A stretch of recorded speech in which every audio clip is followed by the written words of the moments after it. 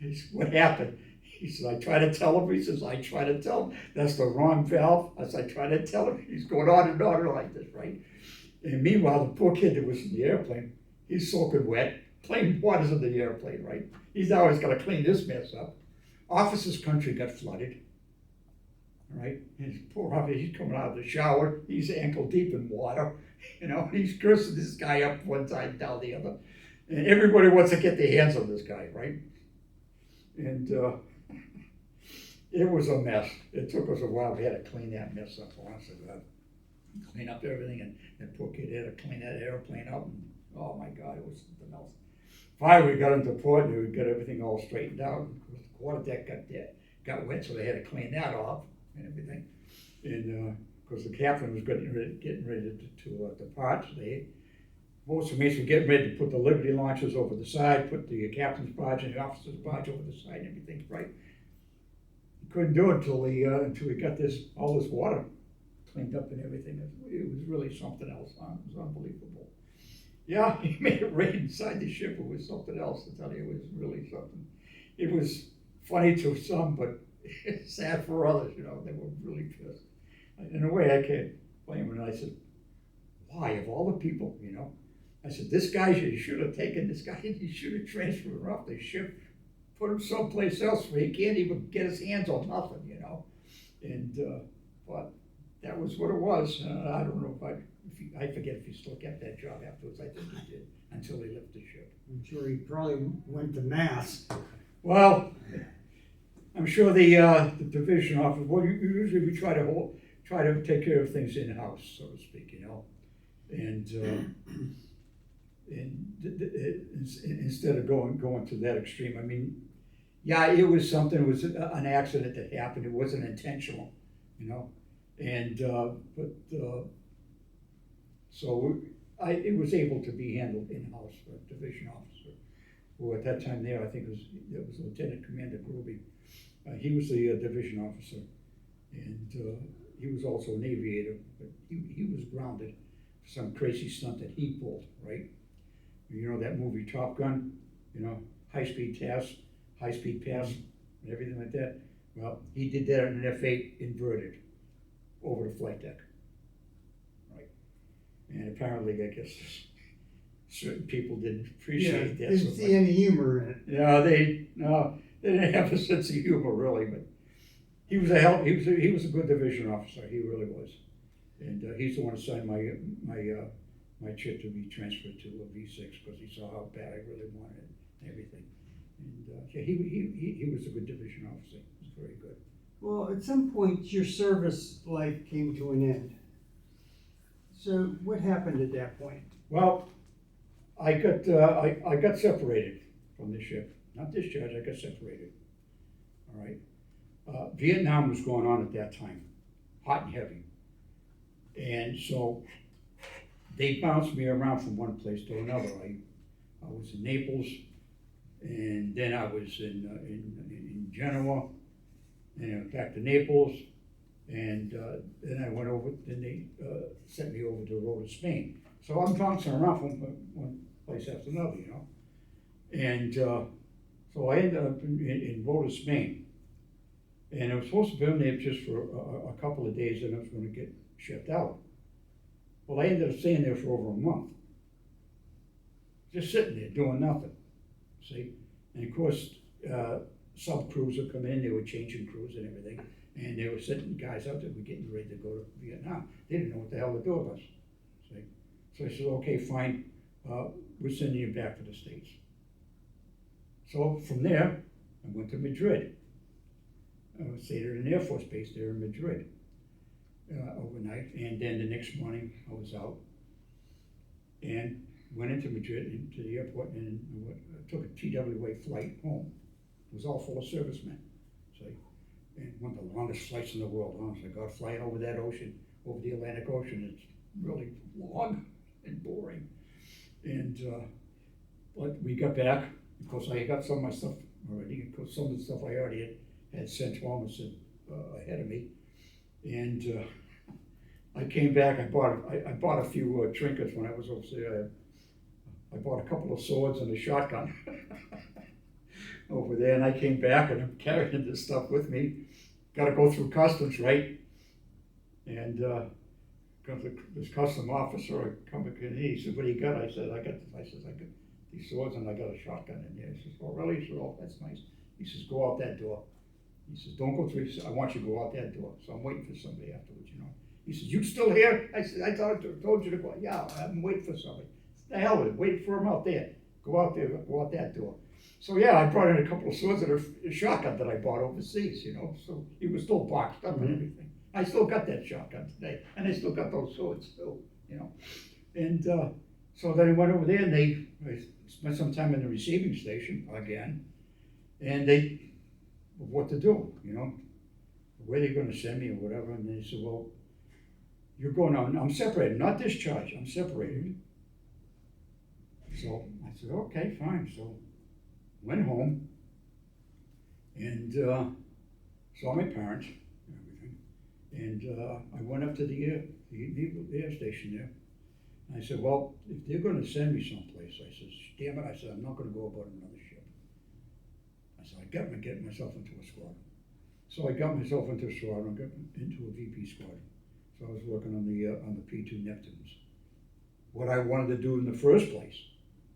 And I was working on the J34 engine, so it was the other engine I was working on besides the J65s. And then I started to go to school at the same time. I'm still separated from the services, right? Technically, I'm still in the Navy. I hadn't got a discharge. So I figured, what the hell, might as well go to school. So I go to school for aeronautics, aeronautic maintenance, got my A&E license, which I did. And then I was, the people come in and from the different airlines. I applied to a lot of different airlines to get a job with them. And I got an offers from Northeast Airlines, Eastern Airlines, Northwest Airlines, and I think Continental was another one. Okay, and yeah, American Airlines. And of course, I picked the wrong one. I picked Northeast. Worked for them for a couple of years. I'm still in the service. Still haven't got discharged yet, but now I'm working. And then I was working for them for a while. The company went downhill. They got bought up by Delta. I think they bought up the rest of it. And all the junior men, I would happen to be in bottom man and towing pole. We lost our jobs, and I tried to get back in the industry again. So I went back to school and talked to one of the people in personnel there. And I told him, I said, "Anybody hiring that you know of, or whatever?" Because I'm jumping around trying to stay in the business for a while. And finally, I got a call, and he says to me, he says, "What do you know about jet engines?" I says, "I know a little bit about them. Why?" He said, "Well," he says, "Pratt Whitney Aircraft is hiring. They want jet mechanics." I said, "Well, okay. You know anything about jet engines?" I said, "Well, I was a jet engine mechanic in the Navy." "Oh, good. You're just the guy they're looking for." He says, "Tomorrow," he says, I want you to take a ride down there and talk to these people." I said, "They're located in Hartford, right?" He says, "Well, no, this is outside of Hartford. One of their other planes outside of Hartford." And he told me the name of the town. I don't know where that is. I have no idea. Because I was married at that time, and not for long, but my wife was pregnant with my first child. So I told her, I says, "You feel like taking a ride? Where are you going?" I said, "I'm going down to Connecticut." "Well, what's in Connecticut?" "A job." "With who?" "Pratt Whitney. They make engines." "Oh, okay." So, okay, but that really didn't want to have somebody babysit. No, she was pregnant with the second child. I'm sorry, we already had the first. And we went down to Connecticut, and I found a place and everything, turned off the road, and found the plant. It was one of the Pratt Whitney had a satellite plants, different places, all over the states. You know, some were machine shops, and then others were assembly shops and whatever. And of course, they had one out in Middletown, which was the newest one. East Hartford was the main one, but it was they had a bigger one than East Hartford. That's where the test house was and everything, and the production. I was in the O&R. They wanted O&R, overhaul and repair. So the engines I was working on was from the field. I said, oh, that's great, you know. So I walked in there and I told them who I was and everything, and I said, I understand you were looking for mechanics and so forth. He says, and he asked me what my qualifications were. I told him. I said, in the Navy, I said, with jet engines. Okay, fill this out, bring it over. And then I said, okay, fine, went to the table, filled it all, brought it over to him. He looked at it and everything. He says, oh, you got a license? I said, yeah, I have my NA license. He said, okay, great. He said, I'm gonna take you over across the street. That's where the shop is. He says, introduce you to the foreman over there. And I said, okay. So I brought me over there and introduced me to the foreman of the build line, and we sat and we talked and everything, and talked about my engine service and this, that, and the other. He said, okay. He says, good. He says, I'll take you for a tour. Took me around the plant, and I'm looking at this and looking at that, and some of the tools and all this other stuff. And he says, any of this thing look familiar to you? I says, yeah. I says, well, it's the same thing I took when I was in service. He says, good. He said, well, what do you think? You interested? Yeah, I am interested. He says, okay. When can you start? I says, give me a few days. I says, I gotta get a place to live, and I move my stuff out of Connecticut down here, out of Massachusetts down here. Okay, no problem. He says, what do you need, about a week, 2 weeks? I said, about a week and a half there, about 2 weeks, yeah. Okay, so, okay, fine, then you can report on this day, 7 o'clock. I said, all right, fine. So within a half an hour, I had the job. I told my wife, I said, well, guess what? We're moving to Connecticut. She got the job. I says, yeah. Go on, I told them. I said, oh, that's great. Got in the car, went back up to Massachusetts, rented a truck, asked a buddy of mine to give me a hand. And we found a place. We found a place to live that day. And so we moved everything down and everything, and I went to work for them. And I was working on the engines that are coming in from the field. We did both military and commercial and everything. And so I said, oh, Jesus Christ. I said, a lot of the stuff I've already seen, you know. So the G57s, we came in, we took care of them, took them apart, and then, because we had a clean line and inspection office also, the inspectors came in. We also had inspectors working for us and everything. And so I was doing work on the engines for the 747s, the GT9s. And of course, the 747 was relatively a brand new airplane at that time. So we were doing warranty work for a lot of these airlines and all these big companies and everything. And so they come in and we take them apart and everything, and then we went through the process and we put them back together again. You know. And then after I got them together, then they would send me over to Middletown to the test house. We did a thing called a CAT, change after test, and we would go ahead, and even though they passed the test in the test house, we still had to inspect the engine. See, and be surprised, we did find there were some problems in the engine that they didn't see in the test house. So that means the engine had to go back to the plant, back to the shop. We had to take it apart again, fix it, send it back out again. Right? It was good. It was really good. It was really nice. I said, Okay, you're rolling again. Okay, like I said, we were fighting that thing. Finally, we got the fire under control, and we were able to finally get the airplane out. And somebody did go in and disarm the seat and everything. And but while that was going on, I had a friend of mine. He was an IC man, and he was TAD to V2 division, and he used to do the recalibrating on the lens, on the landing system, the lens system. And he was down in the lens room, which was underneath the flight deck there at the time. And he couldn't get out of that thing because the plane was there and it was, the whole area was on fire. So there was only one way in and one way out. And poor Jimmy was in there, he barricaded himself up against a bulkhead in there. He found the corner in there and he just got in a fetal position. He was just holding on, just hoping for the best, you know. And finally, after we were able to get the fire out and get the airplane up there, we were able to get him out of there, you know.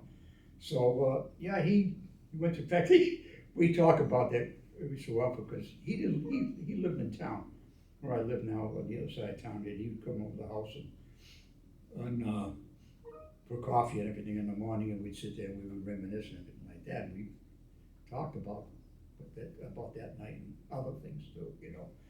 And the fact that I had ended up arresting him once, I was on show patrol in Malta, but that's something else. But anyhow, we were able to get everything all together again. In fact, I never got to bed that night.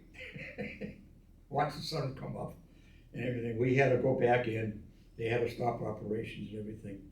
And the ship had to undergo some repairs. We had a lot of damage and everything on that thing. And we were supposed to go on a cruise.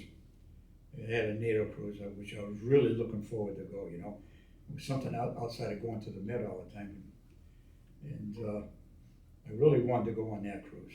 I really wanted to see that other part of the world and everything. But because of that, we couldn't do it. So, of course, we had to get scheduled for the next Med cruise and everything. So, but then we had to go down to, I remember after the ship got out of the yards, we went down to Cuba. Don't let anybody tell you that November is a nice time in Cuba, because it isn't. It's hot down there. It is hot. It's the most boring place in the world. We had to go through some training. And so after the training went through was prior to that incident I was just telling you about. And a lot of the training we had to do, we had the FGG comes over, the Fleet Training Group, and these are all instructors and everybody like that, and teach us the damage control and all that. They tested us in everything, right? Everything from soup to nuts. So, and some of the stuff was firefighting, okay? And they used to, they're crazy things. They used to go and when you weren't looking, they would set off a flare to simulate a fire, to see how you're gonna react to this, right? And like I said, I was running an elevator at that time in Bay 1, and I was watching the guy sneak around the airplanes and everything, you know? And one of the other guys on the crew, I said to him, he said, what's the matter? I said, look over there. I said, get ready. I said, these guys are gonna set off a flare. And he says, okay, fine. Never came in that hangar bay again, because the guy snuck around. They already had the hose, right? He said, he sets that thing up, he's gonna get wet. And they opened the hose on. She's soaking wet. He looked around. Oh, I guess you guys know what you're doing. I ain't gonna bother you anymore. So he never came back to that hangar bay again, right? He never came back there again. They were going up. But this is some of the stuff they used to do. And we did this in the heat. And let me tell you, there was no air conditioning on those damn babies on those ships. No air conditioning at all. If they did have it, there was only in certain parts. Sick bay and maybe the photo lab. Or I think maybe that's about it, really. And so they used to put us through all this different training and everything like that, and a lot of ABC warfare and atomic, chemical, biological warfare. It was good, and of course we had a water washdown system on the ship at the time, and well, it was interesting. I mean, we sound boring at that time. Well, we don't do this again. You got to be kidding me. You know, we screwed up on fire drills and everything like that. And I guess after it was all done, I guess the captain was scratching his head, praying that I hope we don't have any disasters where we have to fight any fires or anything like that, you know. But going back to that night, you'd be surprised how much all of a sudden the little training you had kicks in. All right? And everybody just, I don't know, all of a sudden it just reacted. All the training just happened to come back and hit you, you know? You thought you forgot, you did. It was buried right in your head. And I think that's how we were able to save the ship that night, and no one got hurt, seriously injured or anything, or got killed, which was good. But like I said, we did the training. In fact, I had fire training when we were in dry dock. Uh, Another experience, I tell you. I'm full of experiences, believe me. They said, you're going to firefighting school. Everybody had to go, at different times. January, coldest month of the year, okay? You're going to firefighting school. Okay, fine. So I figured you're going to sit in the class and go watch it. No. You were out there, and they had these mock-ups of different sections of the ship and fight the fires and everything. And engine rooms, the storage spaces, magazines, stuff like that. And how to work as a team and everything, fire teams, and one coming one way, one coming the other way, one ventilate and all this other baloney. And then there was a chamber, we had to go in smoke chamber. We had to wear these OBAs, oxygen breathing apparatus. Nice piece of equipment, really nice, Of course, I don't know if they still use them today, but back then, that was really something nice to use, And we had them on board the ship in some of our fire crews. They did use them at times, And so we had to go in this chamber, and then, of course, you rip off your mask and everything. And in fact, I had to do that even in boot camp, but that was in the gas chamber. That was right. That was hilarious. And so then we went through all that. And the other thing they had a ship that was on land. It must have been something left over from World War I. Some piece of junk left over from World War. I don't know what the kind it was. And we had to fight a fire down below decks. Again, January, coldest month of the year, right? And they set fire to these tanks and everything, and they were going like anything. And he had the hose team, he had one hose team, and then he had number 2 hose team. And he said, I want you to remember this one thing. He says, we went through a dry run. You're going down this ladder. He said, remember how many steps are on this ladder. Okay? 11 steps. I still remember it today. And for some reason in my own house, I always count the steps going up and down in the basement. I always count those steps because I'm carrying something, and I count the steps so I know when I'm at the top or at the bottom, right? Something that carried over from my Navy days. And so I says, okay, fine. So remember, 11 steps. So they set fire and we were going down. Everybody had a chance to be in the hose man, right? Well, again, January, coldest month of the year. What happens in freezing temperatures? Water changes to ice, right? And of course, when I have to go, right? I said, okay, the instructor that I had there, petty officer, I think it was first class, I don't know, chief. He says to me, he says, you know what to do now, right? He says, you know how many steps you got there? He says, yeah, how many steps you got there? I said, you got 11. Okay, keep that in mind because now it's going, you can't see the hand in front of your face, right? I'm going down there, I have my team behind me, going down the ladder, right? First couple of steps, because it was so cold, it was icy, I slipped. And guess what happened? Down the ladder, guess who came with me? The whole crew came down the ladder with me, right? And I'm trying to get up. The deck is already soaking wet, icy. So, I'm trying to pick up the hose. I get the damn thing on. I'm moving her there. I'm just swinging it every which way possible, right? Coughing and hacking and everything. You couldn't see the hand of my face.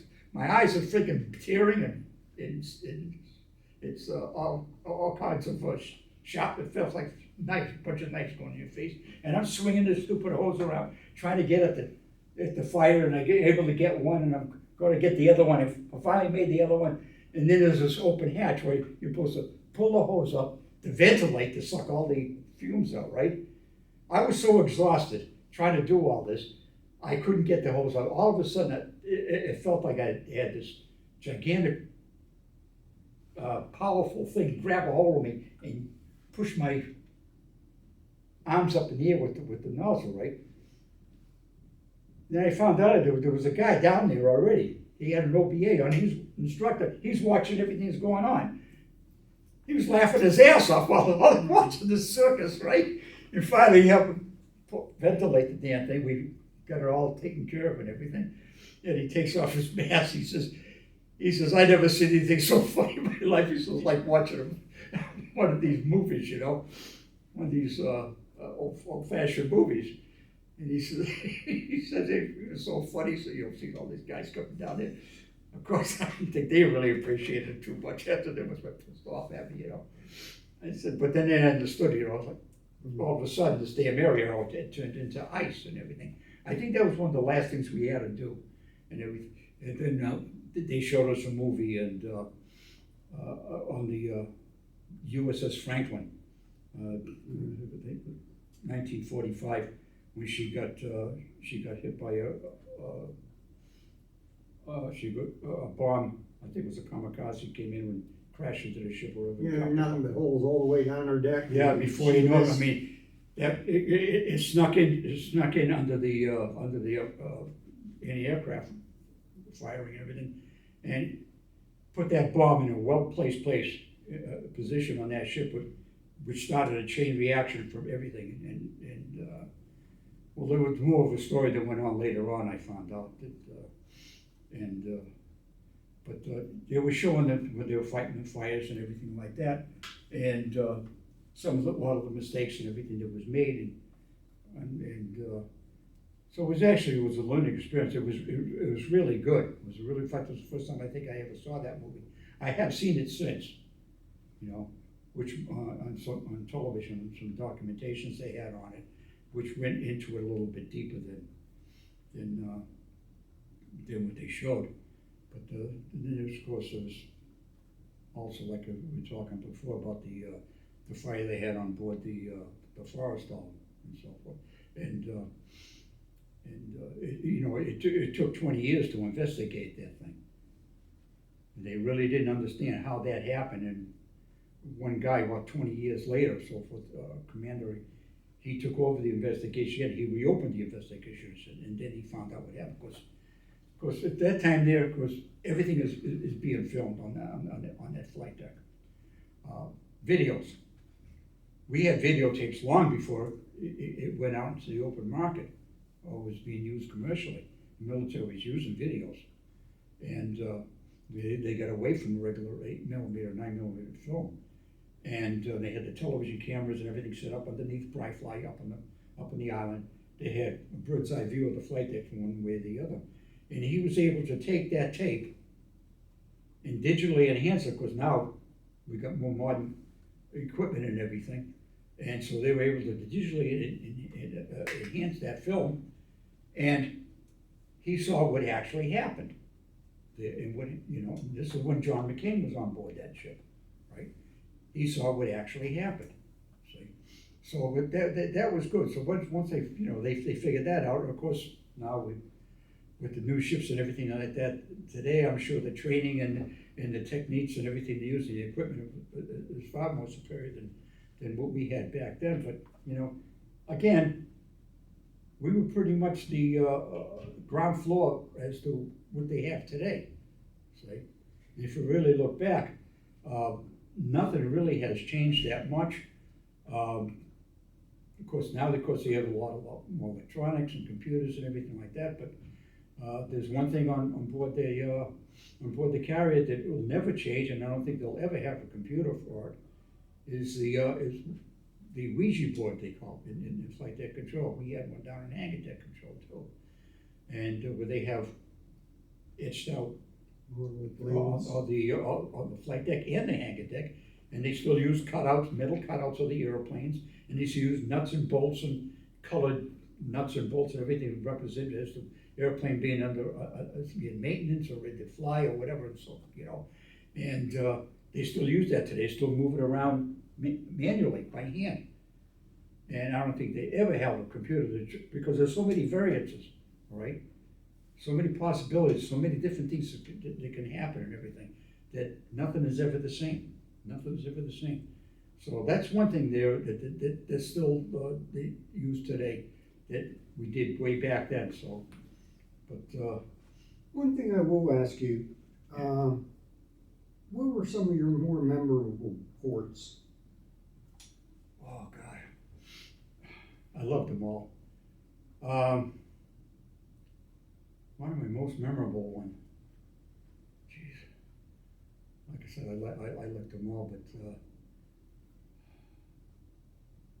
my most memorable one, I have to say, Or a couple of your most memorable? well, Italy. I did a lot in Italy. I had a lot of ports in Italy. I've been in Naples quite a few times. Naples and Genoa, Rapallo. I remember Rapallo, Milan, uh, Pisa. That year, I think I have to show it when to Pisa. It was a beautiful city, beautiful place, you know. And Sicily, went through about 3 different places in Sicily, Palermo, Catania, and Messina. And Messina's are interesting because it's right there at the Straits, the Messina Straits, and we tell you, that's one time, I think the only time I can remember where we actually had to tie up to a pier. We couldn't anchor up because the shipping lanes is right there, see? And, yeah, Italy and, like I said, Toronto. Yeah, I hit a lot of ports in Italy. I have to say Italy, you know. And then, France, another funny story. Well, it wasn't to the French, but it was to us later on. 1965, we were in France, and Cannes Film Festival, and I was a duty driver. Okay, I'm going to go back a little bit. I really didn't want to do this driving shit. Right. In fact, I had to go through a driving test and take a driving test in Mayport. They sent me to get my driver's license. I still have my military driver's license today. I didn't want it then. I really did not want it. I said, no way in hell, I don't want to drive nothing. I said, I just want to work on these things. Well, they sent me to driving school. And since I didn't want to, I failed the test on purpose. I failed the test on purpose. That's going to be it, right? Okay, fine.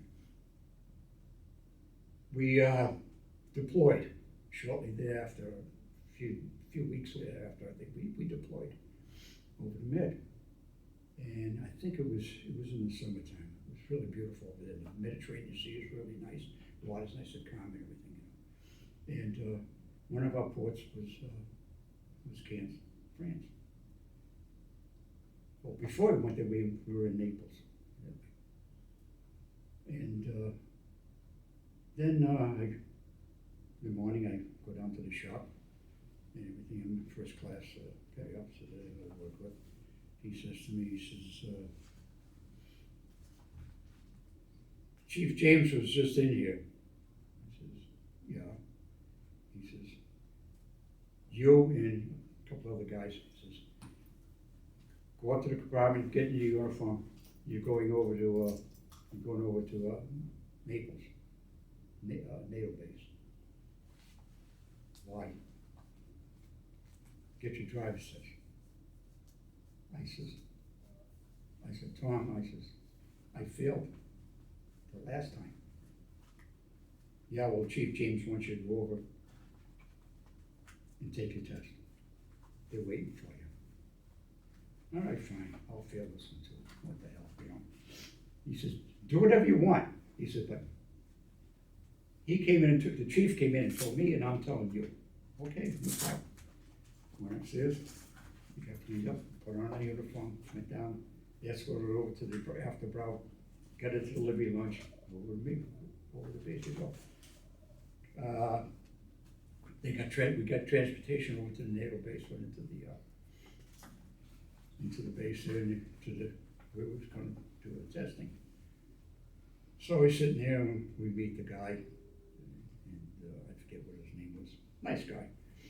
He was one of the natives over there, and He's working on the base. And I said, well, gentlemen, he says, you're gonna be taking driver's tests and everything and everything. I said, okay, fine, let's do it, you know. And I told him, I said, don't expect much. He says, I'm sure we'll be okay, right? So the guys go up there and they do all kinds of crazy things. We're driving a pickup truck, right? And they're doing everything they possibly can because none of us wanted to do this, right? Then it comes to me. So I get in the truck and I turn to him, he says, are you ready? I says, are you ready? He says, yeah. I said, well, I think you better put your seatbelt on, you better use it. They started putting seatbelts and stuff early in the 60s, that lady. So he says, I'm fine. He says, I'm fine. I said, okay, your funeral. Take off, peel out and everything, do all kinds of stupid things that I could possibly. Drove through stop signs and everything, right? And just because I wasn't going to do this. Well, anyhow, we all got done and we went in there and he says, take a seat, gentlemen. He said, I'll be right with you. I said, okay, fine. And so we're talking amongst ourselves. He said, man, the chief is going to be pissed when he finds out we feel this together, right? He says, yeah, I can hear him now, you know, going back and forth. So he comes back out, he sits at his desk, and he's sitting there, and we're talking to this guy, and he's sitting there and listening to us, and he's shaking his head, and he's laughing his head off, and he's doing his paperwork and everything. He says, okay, guys, we're all set. This is for you, this is for you, this is for you, this is for you. What's this? You guys got your driver's license. You gotta be kidding me. We must have failed this thing. He says, no, he says, you got an 85 on your test, you're written, you got a 95, and he comes to me, he says, you got a 93 or some damn thing like that. I said, I didn't take no test. Oh yeah, you did. I got it right here. I said, you gotta be kidding me. Yeah, we looked at each other, you know, and sure enough, we're dragging our tails between our legs, right? What we've set out to do, we didn't do. Well, anyhow, we got aboard the ship. We came back aboard the ship. And we walk into the shop. And first class, Petty Officer Tom Pugh, nice guy.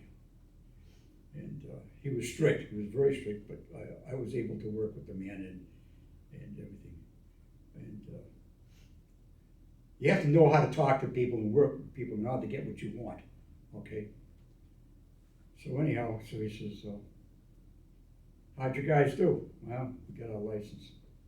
We shouldn't have. I said, we failed it, we did this, that, and the other, and he's sitting there and he's laughing, you know.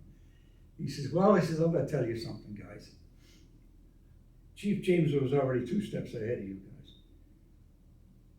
He knew what you were gonna do. He went over and he talked to the test. The guy was giving you the test.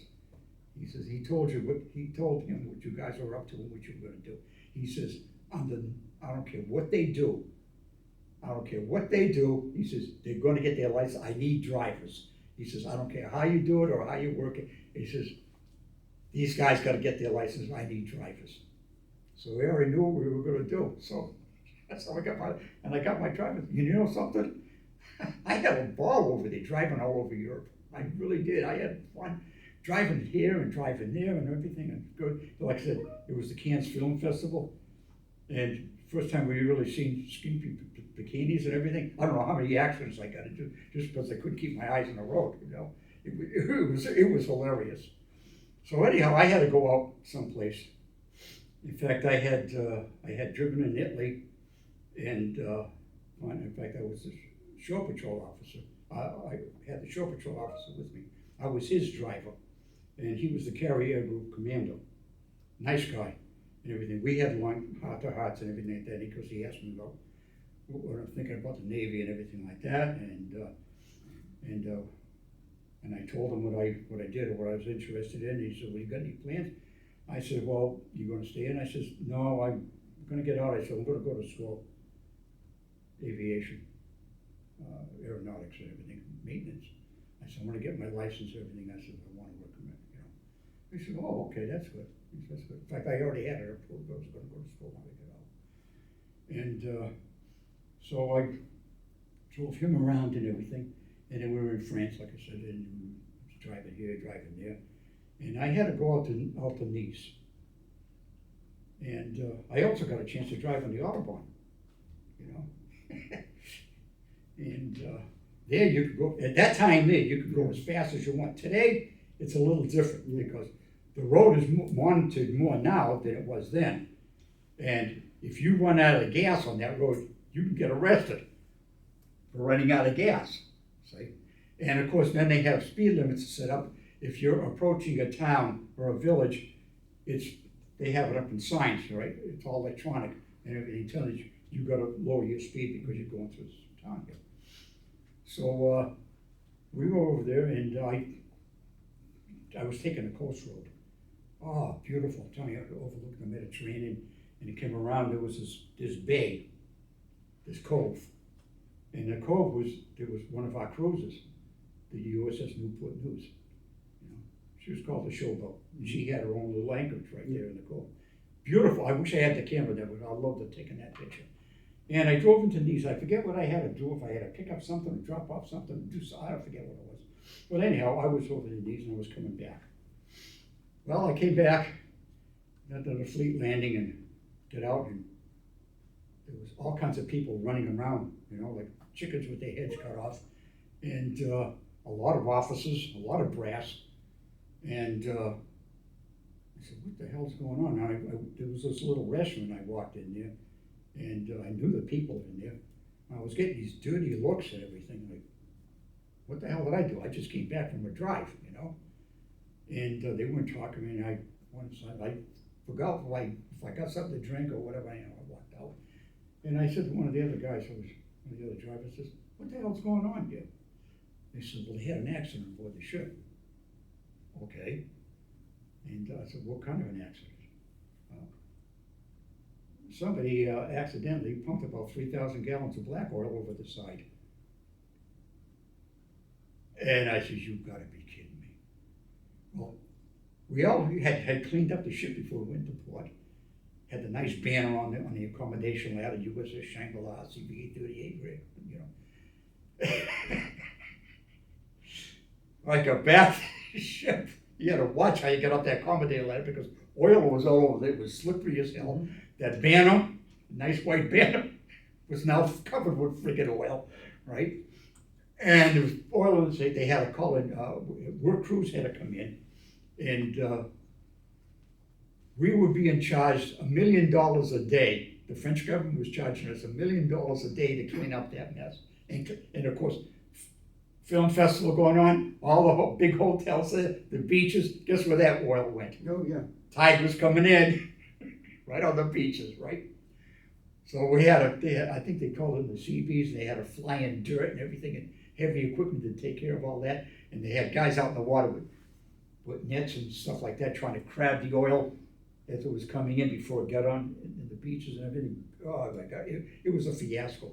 They had all kinds of brass running around. I've never seen so many captains in my life, right? And they were aides to the admiral who was in charge of the Mediterranean at that time, and all kinds of phone calls going on between Fleet Landing, Washington, D.C., Pentagon, President's office, every damn thing, right? All hell had broke loose that day. And like I said, it was a beautiful, nice sunny day. It started off real nice.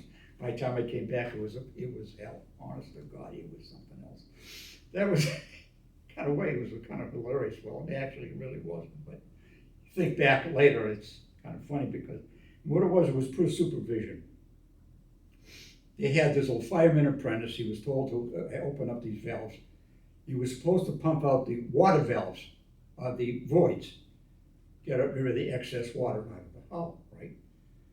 And he opened, and poor supervision, the second class was supposed to be supervising him, right? And he wasn't. And the kid got confused and he opened up the wrong valve. He opened up the friggin' one for the void, the oil, and accidentally pumped over 3,000 gallons of black oil over the side. And that was a mess. Well, we got a bloody nose on that and we had to clean it up. We did, we cleaned it all up because before and we made the beaches better than what it was. You know, and that was one experience. That was one experience. And then The second experience was that, on board the ship there, we were pulling into a port. And, it was funny that it was even funnier now, but to some of the people that were involved, it was so funny. We had this kid on board who was in the division, and real nice kid, Earnhardt, I think his name was, real smart kid, had a hell of a sense of humor, and everything. But he had a problem. He could fall asleep any place. Moving an airplane, he'd have his hands on the wing, and if the plane stopped, he fell asleep. Right? You have to wake him up. Hey, we are moving the airplane, right? Now in the chow hall, he fell asleep a few times while we were with him, right? He almost drowned in his mashed potatoes. He had to pick his face up out of the dish, And we all asked ourselves, and we still ask ourselves the same question 50 years later. How the hell did this guy get into the Navy? But he did. Well, anyhow, he got promoted just before I did. And they didn't know where to put this guy, because no matter where he'd fall asleep any place, right? So they didn't want him direct on an airplane, moving because he probably would fall asleep. The plane would end up into another plane or into the bulkhead or whatever. So I said, well, we'll make him the damage control petty officer for the division. You really want to do that? Yeah, okay. Well, anyhow, he was in charge of taking care of all the safety and firefighting equipment in our spaces that were assigned to our division, right? And he had these two airmen working for him. And this one kid, I forget his name. I used to hang out with him every so often. He was from Tennessee, from a small town in Tennessee, a really quiet guy, right? Nothing really, moved him. Didn't get excited or anything, or nothing, And he had a very good sense of humor, hell of a nice guy to talk to and everything. Because he had this deep southern drawl and everything like that. Well, he was working with Ernie. Well, he was going in, they were supposed to test out some valves and everything like that, and he was telling them. He says, Ernie, I don't think that's the right one there. I said, well, I'll take care of it. Don't, it is. And they're going back and forth on the thing, right? Well, anyhow, that day, like I said, we were going to port, everybody clean up. Both the mates of the cleaning crew were cleaning up the quarterdeck, getting it all ready. They opened up the doors on the responsive, putting out the fancy top over the quarterdeck there and everything, and polishing the deck up and everything, and brass, and putting out all the pictures of all these different department heads and all kinds of good junk.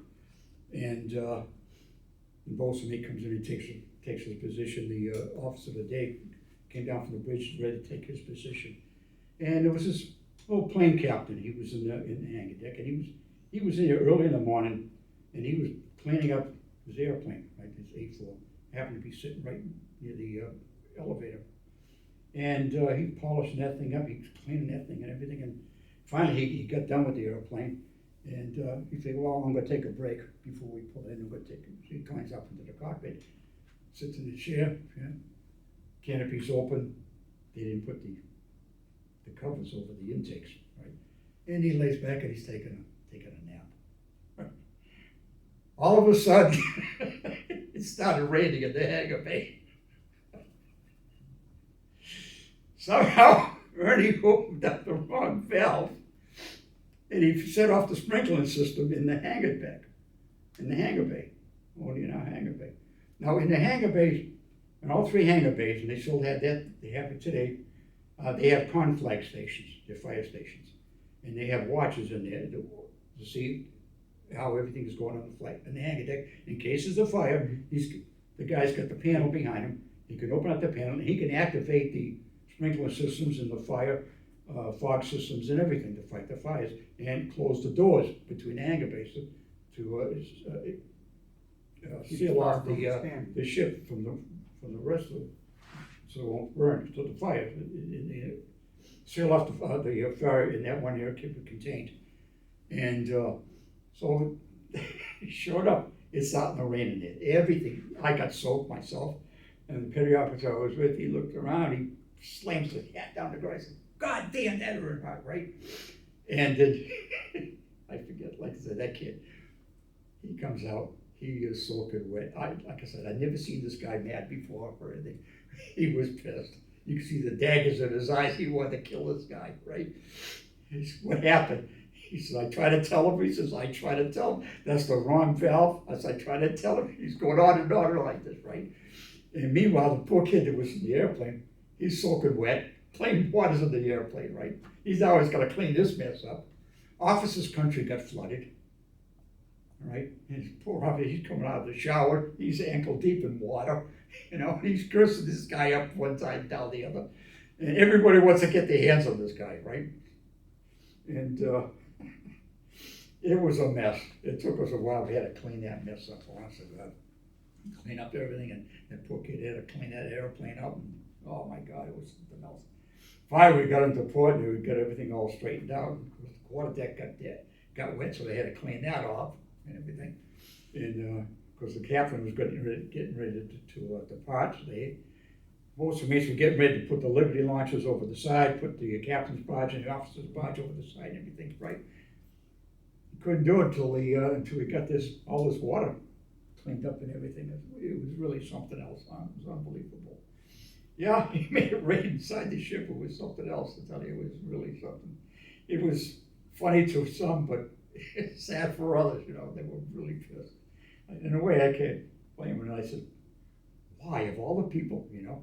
I said, this guy, you should have taken this guy, you should have transferred him off the ship, put him someplace else where he can't even get his hands on nothing, you know? And, but that was what it was. I don't know I forget if he still kept that job afterwards. I think he did, until he left the ship. I'm sure he probably went to mass. Well, I'm sure the division office, well, usually we try to take care of things in-house, so to speak, you know? And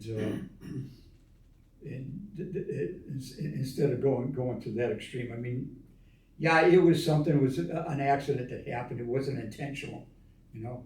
And so it was able to be handled in-house. A division officer, who at that time there, I think it was Lieutenant Commander Groby. He was the division officer, and he was also an aviator. But he was grounded for some crazy stunt that he pulled. Right. You know that movie Top Gun, you know, high-speed pass, and everything like that. Well, he did that on an F-8 inverted over the flight deck, right? And apparently, I guess, certain people didn't appreciate that. Didn't see any humor in it. Yeah, they didn't have a sense of humor, really, but he was a good division officer, he really was. And he's the one who signed my chip to be transferred to a V6 because he saw how bad I really wanted it and everything. And yeah, he was a good division officer. He was very good. Well, at some point, your service life came to an end. So what happened at that point? Well, I got separated from the ship. Not discharged, I got separated. All right. Vietnam was going on at that time, hot and heavy. And so they bounced me around from one place to another. I was in Naples, and then I was in Genoa, and I went back to Naples, and then I went over. Then they sent me over to Rota, Spain. So I'm bouncing around from one place after another, you know. And so I ended up in Rota, Spain, and I was supposed to be in there just for a couple of days, and I was going to get shipped out. Well, I ended up staying there for over a month, just sitting there doing nothing.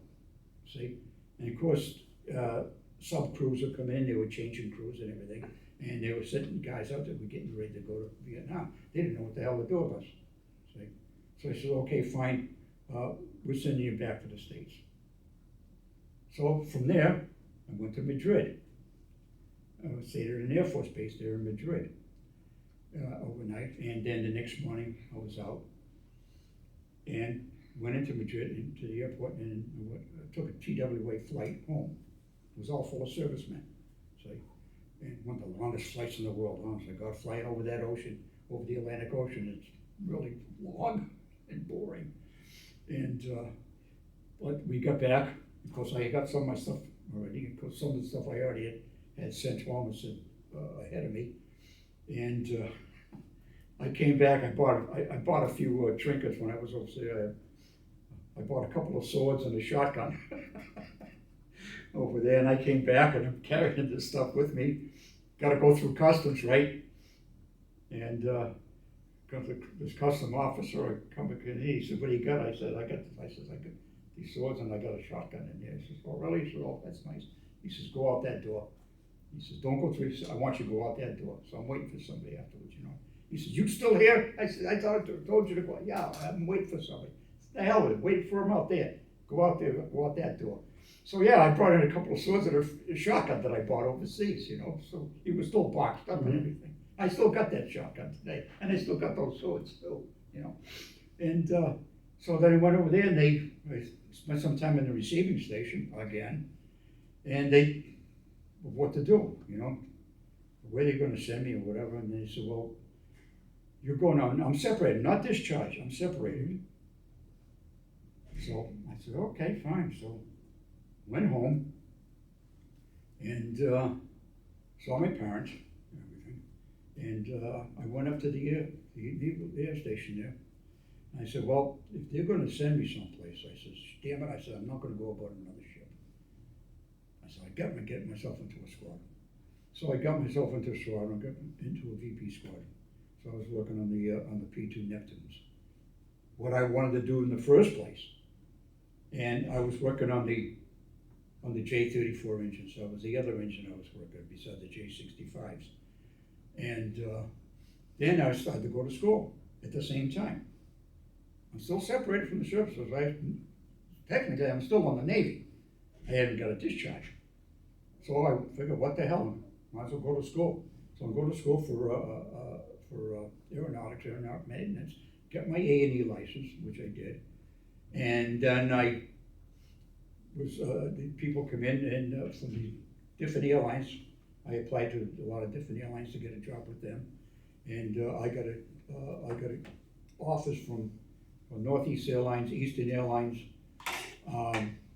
Northwest Airlines, and I think Continental was another one. Okay, and yeah, American Airlines.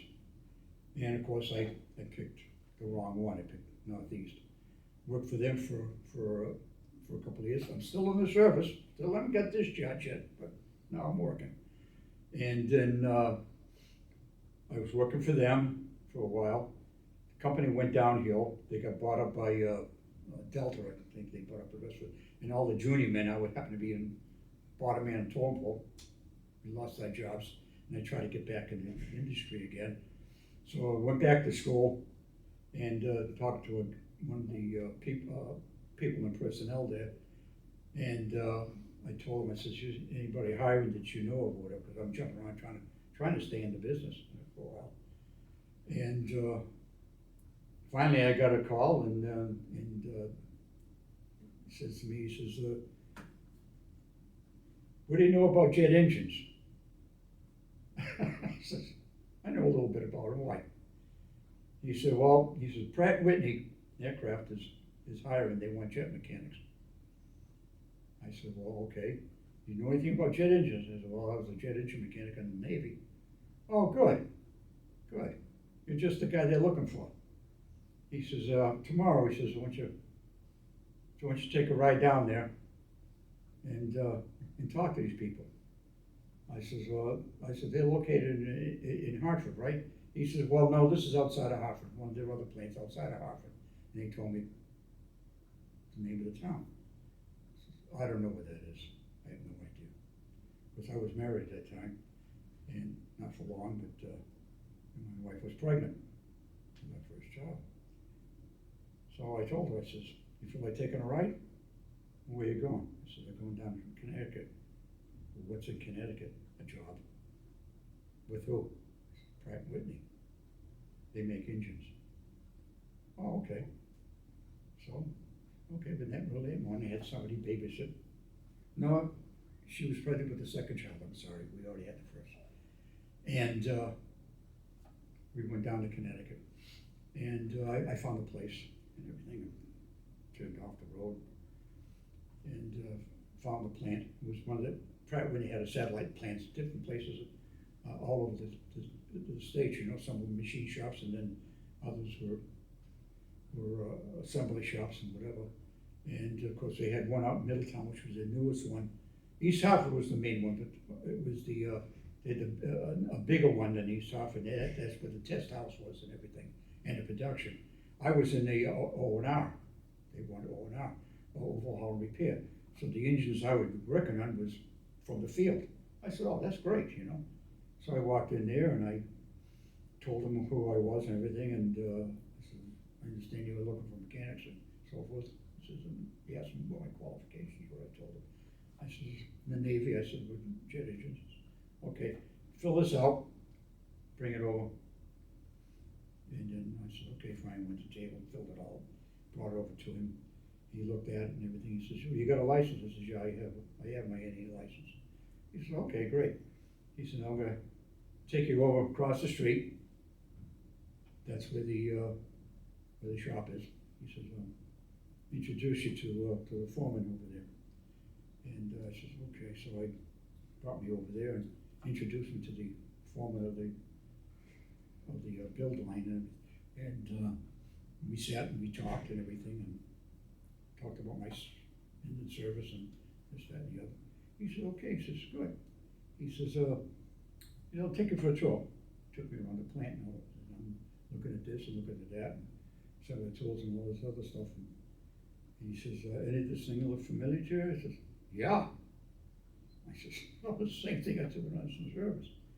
He says, good. He said, well, what do you think? You interested? Yeah, I am interested. He says, okay. When can you start? I says, give me a few days. I says, I gotta get a place to live, and I moved my stuff out of Connecticut down here, out of Massachusetts down here. Okay, no problem. He says, what do you need, about a week, 2 weeks? I said, about a week and a half there, about 2 weeks, yeah. Okay, so okay, fine, then you can report on the state. 7 o'clock. I said, all right, fine. So within a half an hour, I had the job. I told my wife, I said, well, guess what? We're moving to Connecticut. She got the job. I said, yeah. Go on. I told them. I said, oh, that's great. Got in the car, went back up to Massachusetts, rented a truck, asked a buddy of mine to give me a hand. And we found a place. We found a place to live that day. And so we moved everything down and everything, and I went to work for them. And I was working on the engines that were coming in from the field. We did both military and commercial and everything. And so I said, oh, Jesus Christ. I said, yeah, a lot of the stuff I've already seen, you know. So the G57s, we came in and we took care of them, took them apart, and then, because we had a clean line and inspection office also, the inspectors came in. We also had inspectors working for us and everything. And so I was doing work on the engines for the 747s, the GT9s. And of course, the 747 was relatively a brand new airplane at that time. So we were doing warranty work for a lot of these airlines and all these big companies and everything. And so they come in and we take them apart and everything, and then we went through the process and we put them back together again. You know. And then after I got them together, then they would send me over to Middletown to the test house. We did a thing called a CAT, change after test, and we would go ahead, and even though it passed the test in the test house, we still had to inspect the engine. See, and be surprised, we did find there were some problems in the engine that they didn't see in the test house. So that means the engine had to go back to the plant, back to the shop. We had to take it apart again, fix it, send it back out again. Right? It was good. It was really good. It was really nice. I really enjoyed it a lot. But then they started playing games and everything. Sorry. Yeah, we had I was doing that job there for a while, and then somehow the industry was going up and down like a roller coaster. I was getting laid off, and then going back to it, but I had to find another job besides of what I was doing. I had just bought my first house at that time. Like I said, my oldest girl she was a baby at that time, and then we had another one, 17 months later. And it was something I just now I got a house I got to support, and I had a family and whatever. And so there was this, I moved next door to this guy who happened to be a police officer in town. And I got friendly with him and I was talking to him, and then he told me, he said, well, if you want, he says, besides, because he used to work for Pratt Whitney himself, and then he went on the police department. And he says, you can do that part-time too. So he told me about the program, so I went down and I made out an application, and I had an interview and everything with the chief of police and the board of police commissioners and everything, and they put me on a supernumerary and part-time. And also I also had to go to school. They had to send me to school, supernumerary school. So, well, hey, you're going to be in uniform. You're wearing a badge. You're going to be carrying a firearm.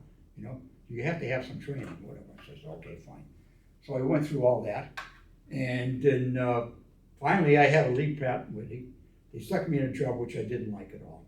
Okay, and I went up and I told the foreman. I says, I can't do this anymore. He said, well, what's the problem? I said, I want to see a career counselor. The company had a career counselor.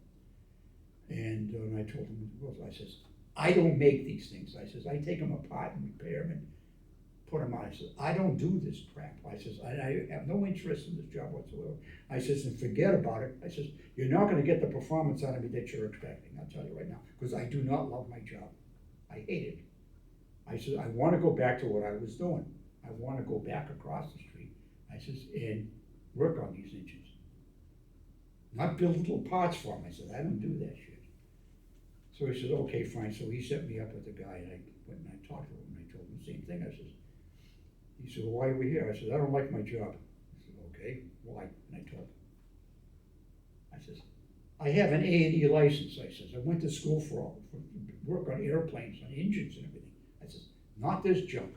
What I'm doing here. I said, I want to go back across the street. I want to do the job I was doing over there. Well, come to find out, he says, well, we can't do that. You can't do that. Why can't you do that? Well, we're getting an opening. He said, we're laying off guys again. Well, that's when I decided, I went home and I decided I need a job. I need job security. Mm-hmm. I said, I got a family, I got a freaking house now. I need job security. So I put in a letter to the chief of police, and I told him I want to go on full time. I already had spent maybe about a year and a half doing this thing part time, and I'm glad I did, because it was the extra money that came in. It didn't pay that much, but it was money that I needed besides. And I said, collecting unemployment, I just couldn't see myself doing that, and so I got a call, and he called me up. He said, it was on a Thursday night, and the Board of Police Commissioners, they meet on a Thursday night. He said, we're having a meeting tonight with the commissioners. He said, if you're still interested in the job, he says, to be down here. He took around 7 o'clock or whereabouts. And he said, you still interested in the job? I said, yes, sir, I am. He said, okay, I'll be there. So I did. I went down there, and I, again, had an interview with the Board of Police Commissioners with more intent than the first one was, and everything like that. So I says, all right, fine. He said, we'll give you a call. Okay, that was it. I went home. I think it was the night or the next morning, I forget now. I got a call. I got sent to the job. Report in here in the morning. Okay, fine. Well, of course, back then it was a lot different than what it is today, okay? And but you were able to get away with a lot of stuff. Today you can't do that. So I went down, and sure enough, I started working, and I was doing all 3 shifts. In fact, even when I got laid off, and I was a super, I called them up. I told them, I says, I'm laid off. I says, I'm available for all 3 shifts. Whatever you need me, you give me a call. So I did. In fact, I was doing more work with them because then it would with my regular job, see? And then finally I went on full time. I said, okay, fine. So they had me working, and then they had me working 7 to 2 shift, 7 in the evening to 2 o'clock in the morning. It was like a swing shift, it was like an overlap. So when everybody was off the road, they still had somebody on the road, because they didn't have that many. The town was maybe about 30 square miles, right? And so I was going every which way, so if something happened, there was always somebody out on the road to go on or complain or whatever, you know? Now, I'm doing all this before I went to the academy, and I did this for about 3 months, waiting to get an opening to get into the academy. Finally, I got into the academy. Went through the academy, graduated the academy, now was certified to go work full-time.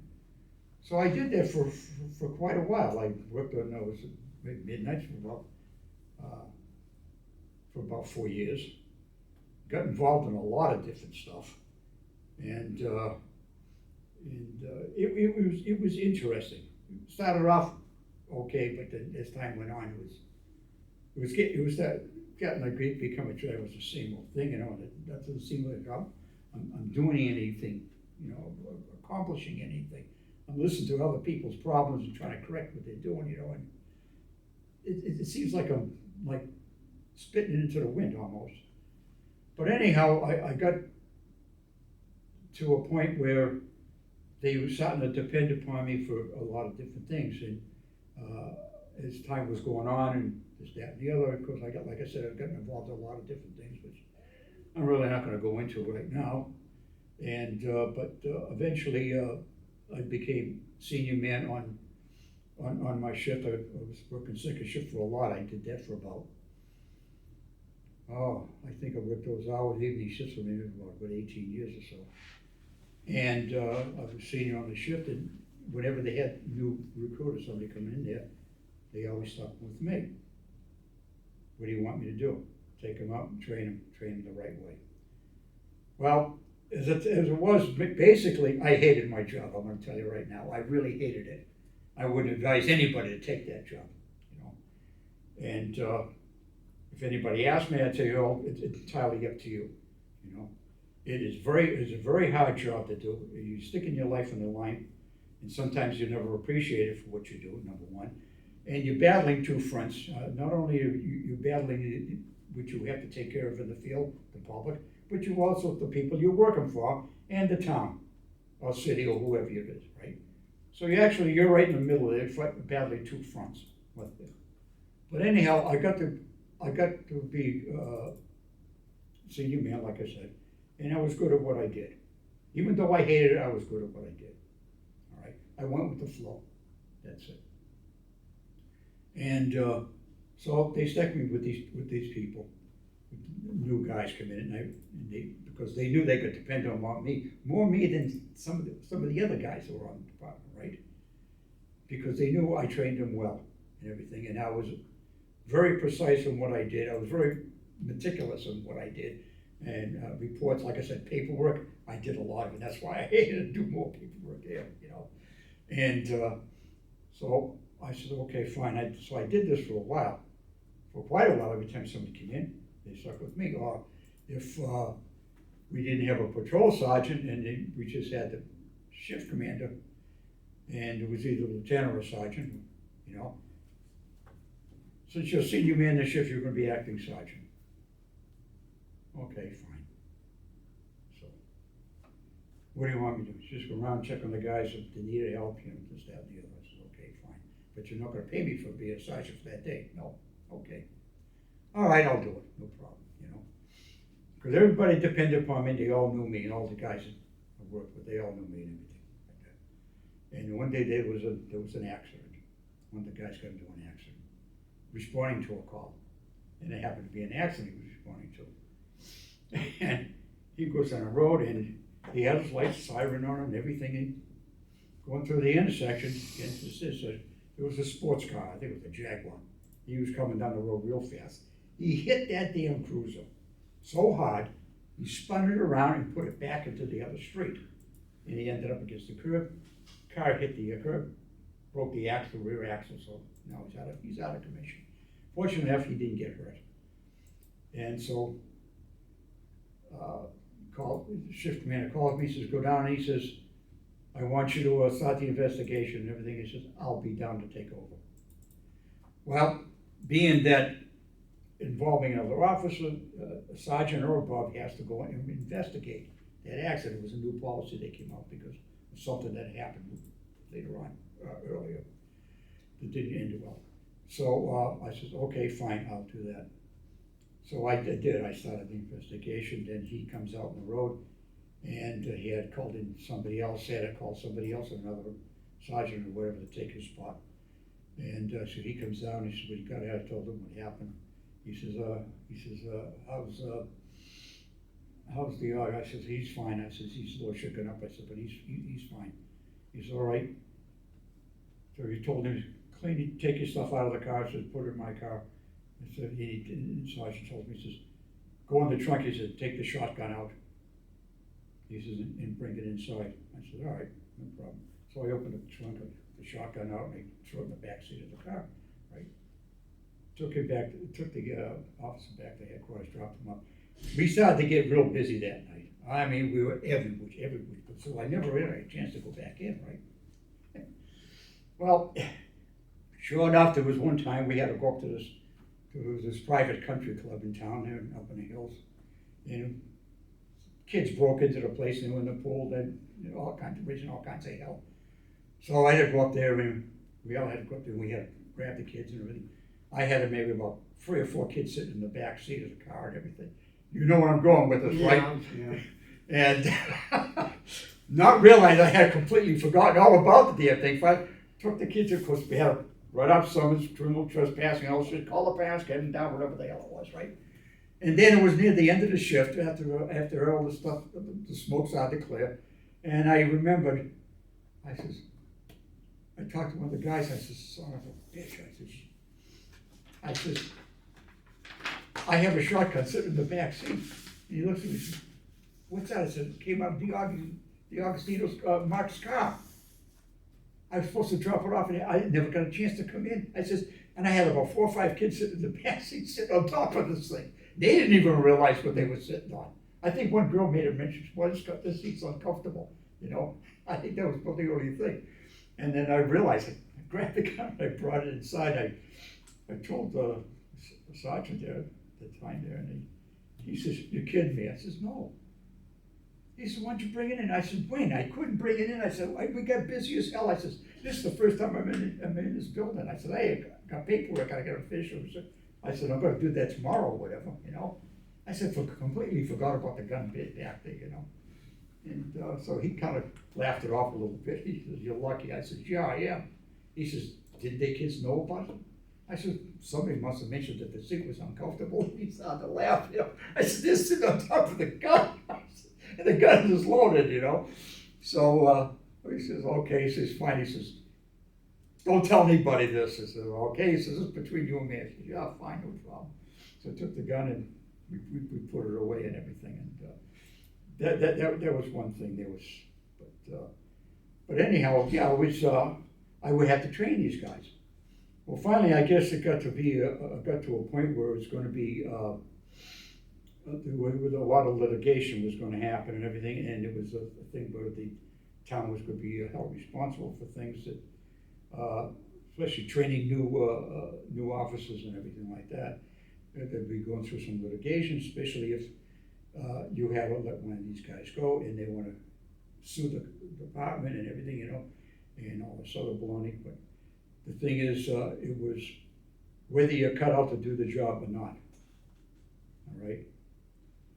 And so they, I guess the state got together and with all the law enforcement agencies in the state, including the state police, that they wanted to start an FTO program, Field Training Officer Program.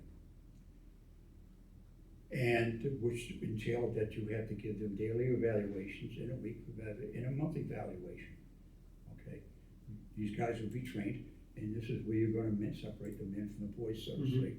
And if they're actually capable of doing the job, you can go to the academy and come out number 1 in your class. You get out in the field, you don't know nothing. Yep. And I've seen a lot of that.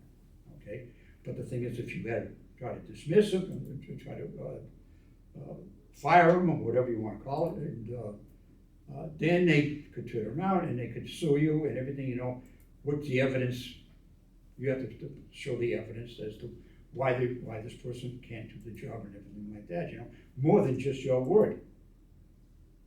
So they started this program, and they sent us to, and I was approached. The captain of the division came to me, and a guy that I had trained earlier, you know, before we even started this program. And he says to me, he says, Howie, I got this program, the FTO program. He said, would you be interested in it? Well, the thing is, I tried for sergeant a couple of times, and of course, politics played a lot of it. So, you know, one of them was my fault because I just went in there without studying and just to see what I could do. But the other times that I prepared myself, but politics seemed to play a big part in it. They were relatives of this one or relative of that one, you know. And so I saw where that was going. So the offer was put to me and to do this program. So I said, well, I got to do something around here. He says, yeah. I says, yes, I will do it. I'll do it. So, and of course, I requested other things too. I wanted to go to GWI school, you know. So they sent me to that, and they also sent me to do a driving school by the police, sponsored by the police department of the University of Connecticut. So I had to go up to Yukon, and I did. That was great. 8 hours of beating the hell out of somebody else's car. That was nice, you know. And so I went through that. All this was going towards my training as an FTO. It's like, because I had to train these guys for all this stuff. So I picked up as much as I possibly could. I even did a criminal investigation, laws of search and seizure, stuff like that, at the academy. And one of my instructors was a Superior Court judge, who was one of our instructors. I went through all that. So I graduated from all these different schools. I hated my job still. I don't care, but I was good at what I did. So finally I did. I was training these guys and everything, and it was good. I went out with them and showed them around and so forth, and says, okay, now you drive. I'm going to sit here and observe. I said, I'm writing down all this stuff here. And I had a coordinator. There was also a sergeant or lieutenant who was the coordinator, and I had to talk to him or show him what I got and give him all my evaluations and stuff that I wrote up in reports and whatever like that. So I had to go through him. Or if I was having a problem with a recruit, I approached him and talked to him about how we were going to work this thing out. So there was always ways that we had to work things out before you let the person go. So in case you had to go through a court on this thing, you had to have what did you do to try to improve this guy, right? So, plus I had to go up to the academy, and I also worked with the graduating class. It was myself and other FTOs from other departments. They had recruits in there also, you know, and we all had to work with these guys. And we gave them all kinds of training, everything from working domestics, search and seizures, or motor vehicle, or anything that came up. We worked with these guys, right? He said, well, you're going to make your mistakes. You're going to make your mistakes here, because when you get in the field, you're not going to be able to do that. I says, it's not like being able to go back in this courtroom, in this classroom, and do it all over again. I says, well, you've got to make quick decisions, split decisions, and then carry on what you got to do, you know. I says, and you're going to, of course, you're going to be responsible for everything that you did, you know. So you teach all these guys this stuff. You know? So every so often, well, we got a graduating class. They call me in. I just fine, grab a car and I go up there, and I work with these guys, and I put them through the mill. You know, I put them through the mill. Did everything, you know, domestic violence and how to crime scene investigations and motor vehicles and stuff like that. And I told them, I said, I said, don't take any chances, whatever. I says, especially I says, in whatever you do, I says, don't put down in your report, do a normal routine, okay? What the hell are we doing? And nothing's routine. I said, well, I'm doing a routine patrol, different routines, traffic stop. Your traffic stops are not routine. I said, get that out of your head right off the bat, you know? And I tell them, I said, once they come in, I said, whatever you learn in school, forget it. I said, because it's not a classroom out here. I said, you made all, everything you got in the academy was all ideal conditions. I said, that doesn't exist here. I said, I've been doing this job now, because at that time there was, I had about 20 years already. I said, I haven't found an ideal condition at all. I said, anybody on this department here never had an ideal condition. Right?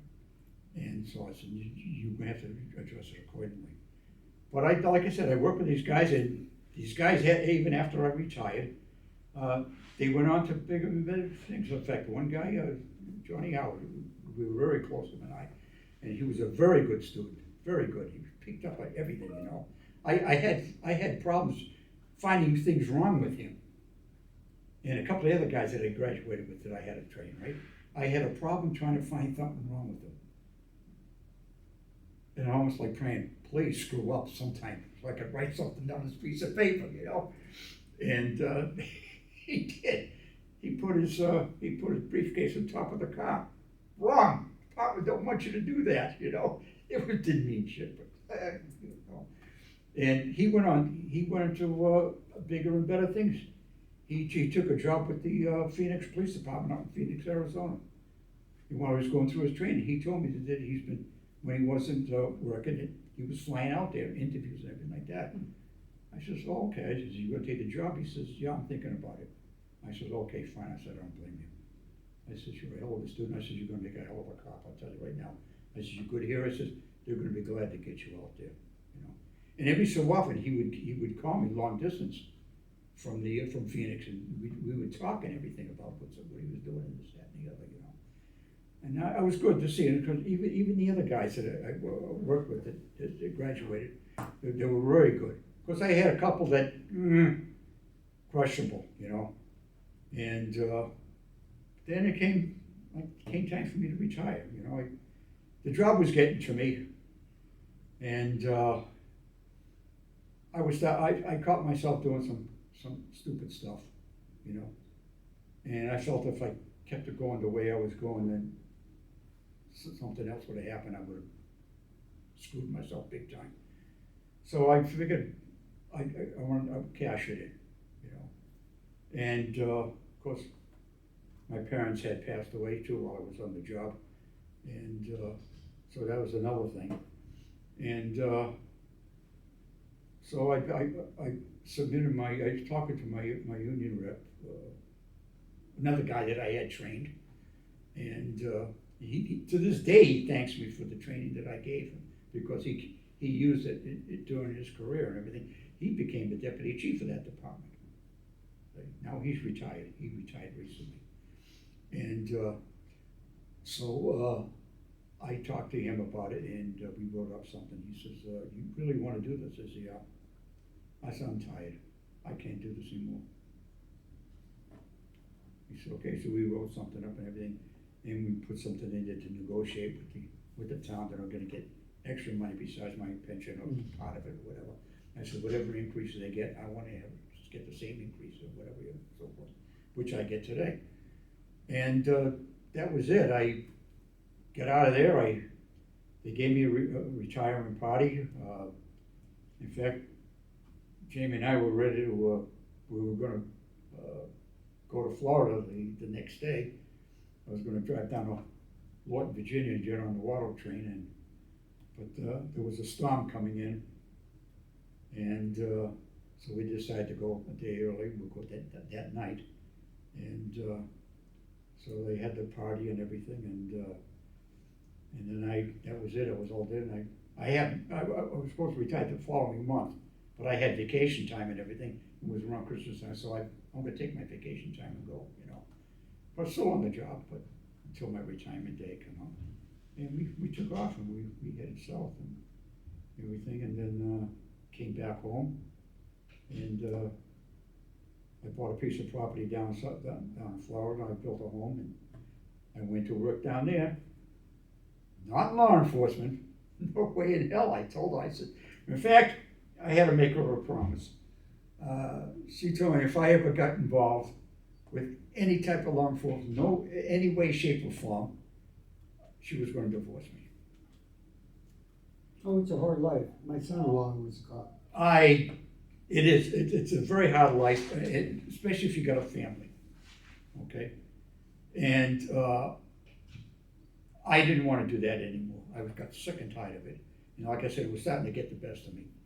And I think I only had, I only got one thank you from a kid.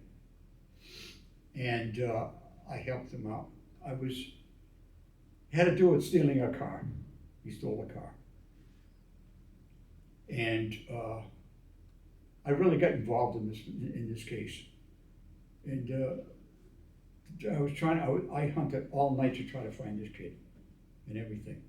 Where I actually had to go to other kids, hey, do you know this guy, where he hangs up and stuff like that? Well, he stole a car from the National Guard Army. And, then I was hunting all over the place. I went and talked to his family. Well, talking to his mother and father was like talking to styrofoam, okay? They also had a daughter. And long and the short of it, it seemed like most of the attention was going to the daughter and not to the son. And then I figured out, well, this kid is really screaming out for help. Like I said, I really got myself involved in this. But I got to a point there where I told him, I says, I'm gonna get a warrant for his arrest. I'm gonna arrest. It seemed like it went over his head, you know? And I says, oh my gosh, this is bad. Well, anyhow, I said, and I'm thinking to myself, well, if I arrest the kid, maybe it'll wake him up a little bit. All right. Well, I had no choice. I made an affidavit for an arrest warrant, explaining to the court all facts and circumstances and everything. I got the warrant back the next day, and I called the parents and bring him in. I got a warrant. I says, if I have to come out and get him, I says, it's gonna be worse. So they brought him down. He brought the kid down. And I arrested him. And the parents wanted to know why. And now all of a sudden we're waking up. And I had him in a room, closed the damn door, and I opened up on him. And I told him.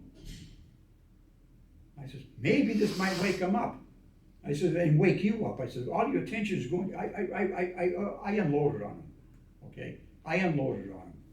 And they were these intellectual couple, you know, had higher education.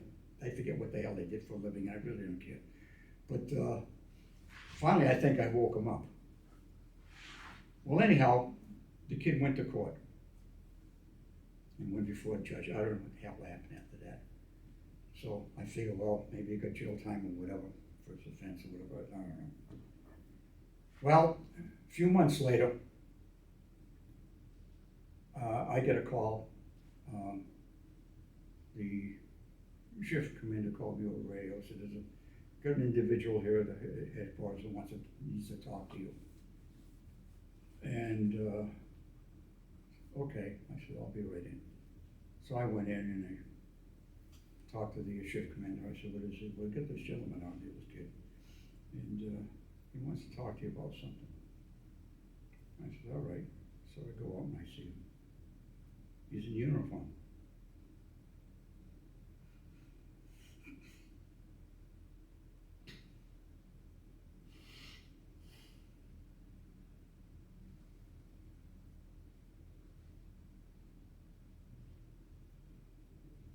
Okay, excuse me.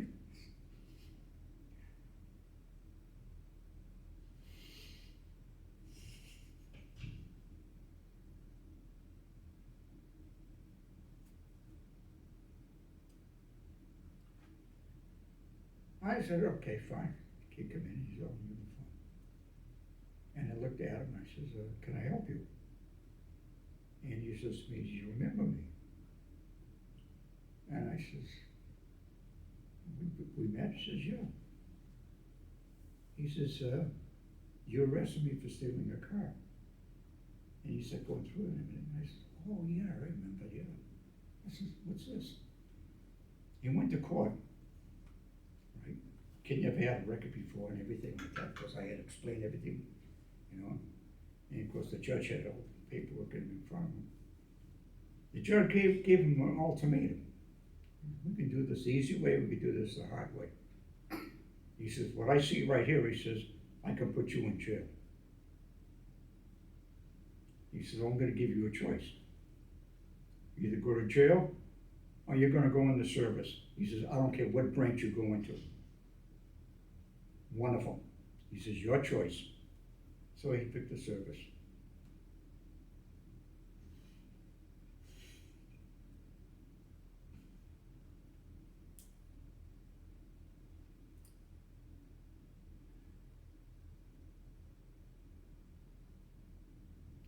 He went to the Marines, straightened him right out. That kid looked at me and he says, Officer Romano, he says, I want to thank you for what you did. That really made me feel good. Out of doing that job for 25 years, that was the only person that ever thanked me for helping him out and waking his family up as to what's going on. Right? He went into the Marines. He was a very good Marine. I think he was, when I saw him, he was I think he was a Lance Corporal. When I saw him, he was in his uniform and everything. Made me proud. That was the only thank you I think I got from anybody. I really felt bad for this kid, but the Marines, I think, really woke him up also. He grew up. You know, the thing is, I think all kids should do it, should do a hitch in the military. I don't give a damn what branch they go into, okay? And it will wake them up, mature them. Because, like I told you, during the Cuban Missile Crisis, it woke me up. When I just stared at that airplane and who was on that airplane, that I knew damn right well things could really go bad, you know. And this is the world that I'm in right now, and this is what's going on, you know. And that, in fact, when I had come home from that, my parents noticed a change in me and everything. Of course, one of the first things my dad says to me, he says, "Where is it?" And I said to him, "Where is what?" He says, "I want to see it. Where is it?" I said, "Where is what?" He says, "Where's the tattoo?" I said, "I don't have one." He says, "Your kid." I says, "No. Why not?" I says, "I don't know. I just really wasn't interested, you know." I said, "But I have this mustache." My mother hated that mustache. She said, "Shave that damn thing up." She said, "I'm kissing a hairbrush, you know." I said, "Well, you're not supposed to, you know." Yeah, I said, "I have this mustache, you know." And that was the extent of it. But yeah, they noticed a change in me. And it's just, my mother would say, she says, "What's the matter with you?" I said, "Nothing's the matter with me." She says, "You're different."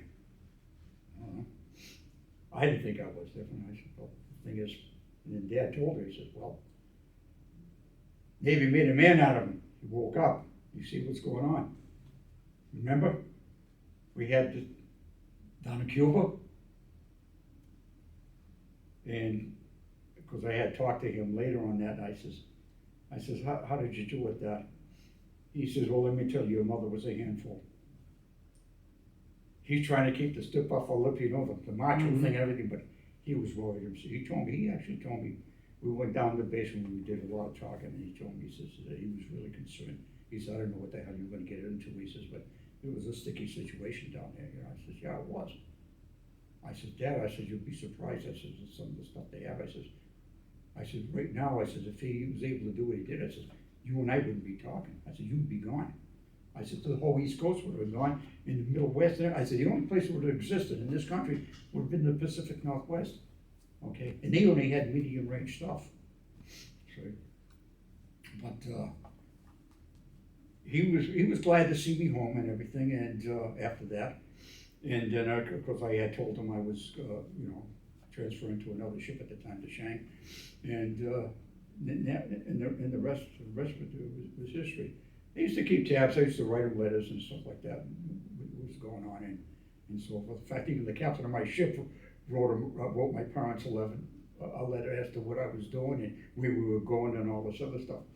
And I never knew they did that. I still got that letter today. I still have that letter in the desk and whatever. But I don't regret anything that I had done. The only regret I have is I wish I stayed in longer. You know, Dad tried to tell me he said, maybe it's a good idea that maybe you stay in a little bit longer. He says, you retire. He said, what the hell? He says, And I had a cousin.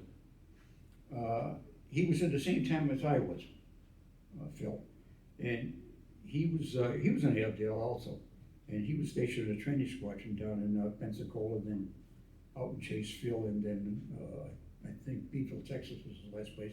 Then he went to a squadron on board ship. And we got together, we had taken leave almost at the same time when we talked. And he said that, he asked me what I was gonna do, and I told him. I said, well, what about you? He said, well, I'm gonna stay in. I said, really? He says, yeah. He said, I think I'll stay in for a while. He did. And when he retired, he was a CPO when he retired. And then he later went to work for Sears Roebuck Company. And he was an instructor for mechanics and stuff like that, He was an AMS. And he was aviation instructional mechanic. And like I said, he was in training squadron down there, and I was shipboard. I said, you lucky bastard, you're in the squadron. That's what I always wanted to do, And I was only able to do it after I got separated from the ship. But anyhow, that's what he did, until he passed away. And yeah, that was one of my biggest regrets, is that I should have stayed in. I would have retired and still been young enough to go to school when I got out, But I stayed in aviation as much as I possibly can outside of the time that I had to change careers.